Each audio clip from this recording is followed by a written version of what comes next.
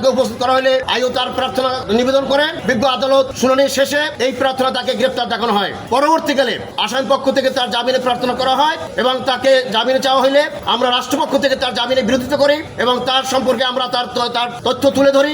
তিনি এখানে একজন দুর্নীতিবাজ এবং তার বিরুদ্ধে দুর্নীতির মামলা আছে এবং তিনি এমনকি তাকে জনপ্রিয়তা যদিও বলা হয় কিন্তু সে কোনো জনপ্রিয়তা লোক ছিল না।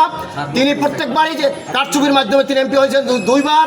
যে টানা সপ্তমবারের মতো বেস্ট টিস্যু পেপার ব্র্যান্ড হিসেবে স্বীকৃতি পেয়েছে বসুন্ধরা টিস্যু। যতটুকু নির্বাচন হয়েছে একবারে আপনারা জানেন যে তাদের দলের বিদ্রোহী প্রার্থী দেলোয়ার সাহেব তিনি এমপি হয়েছিলেন। এই গত নির্বাচনে আমিডামি প্রার্থীতে সেখানেও তার টুকুর সাথে তিনি হেরেছেন। সুতরাং তিনি যে একজন জনপ্রিয় লোক এই কথা বলার কোনো সুযোগ নাই। তার দুর্নীতিতে এই বগুড়ার আজকে বগুড়ার মানুষ লজ্জিত, তার কারণে আজকে বগুড়ার মানুষ মুখ দেখাতে পারছে না। এমন কোন তার এবং তার দলের লোকজনের এই দুর্নীতির কারণে আজকে মানুষ খুশি।